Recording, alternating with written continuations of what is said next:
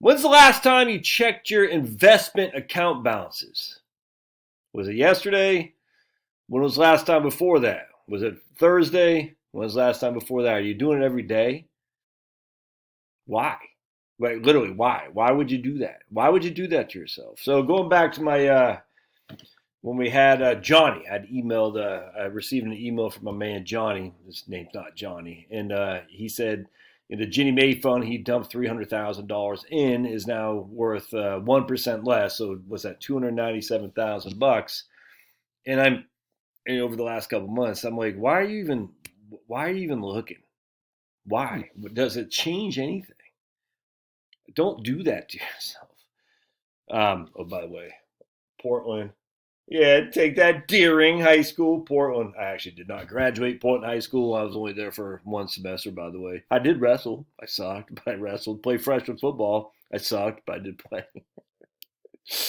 Oh, man. That was horrible. But I enjoyed.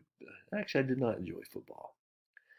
I like playing without the. I like playing with just pickup games. I hated the routine of having to play. Oh, I hated that crap. Now, of course, I was only it was like 112, I think, something like that, buck 12. Anyway, so going back, if you're checking your account statement, why are you doing like literally why? Because you're sitting there thinking, I get it. You want them. I check on occasion. Literally don't care. And you shouldn't care. I don't care if you're in retirement or accumulation. Checking your account balances is a big no-no. Because A, you're thinking you're missing out, and B, you're thinking you should be doing something differently. And none of those things you should not change your accounts based on what it's doing today or 3 months or 6 months. It's kind of like as I was reading today that Denver Broncos fired their head coach after 3 years. I was like, wow, they at least gave him 3 years time. You see what I'm saying? It's kind of like you don't hire a head coach after a year. They do in the NBA and the NHL all the time. I've never understood that. You don't do that though. It's kind of like what are you going to do differently now from 3 months ago? I literally don't. I've never understood this. Like, oh my goodness, I should be doing this instead. Well, why did you? Why did you make the plan to do this 3 months ago? Well, I didn't realize it's going to go down. What? Or I didn't realize it wouldn't go up as much. What? I mean, what? I hate to sound like I'm chastising people, but I am. Stop it. Stop. This is why I never understood, these financial advisors with their 1% fee. We're gonna have quarterly reviews. Like, why? Could you possibly be talking about on every 3 month basis? What could you possibly be talking about? You're not changing your estate plan every 3 months. I hope the good Lord, you're not changing your investments every 3 months. Yeah, I guess you could do some tax planning, but you're doing that every 3 months. What? What could you possibly be doing? It doesn't make any sense. And it all revolves around to investments. I got to justify my expense, so I'm going to make busy work to show how busy I am working on your portfolio. It doesn't make any sense. You don't change your portfolio every 3 months. So why even bother looking at it every 3 months? Why? Never mind every day. And when I was at Vanguard, I'll never forget, we had a guy every day would call in. And he was nice guy, an older man, had nothing else to do, and he's from New York. And I was taking 130, 140 calls a day. And there's this queue. They had these this signs up there, like what the queue was and stuff.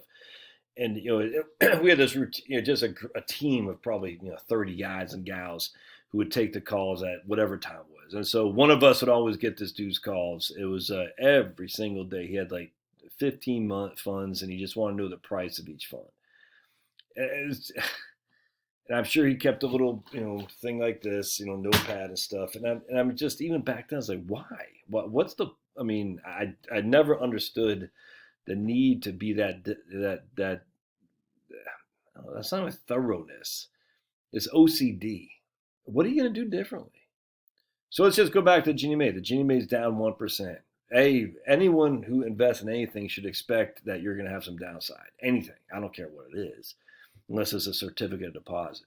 Hell, in this day and age, a money market could. Anyone who invests in anything should expect a downside.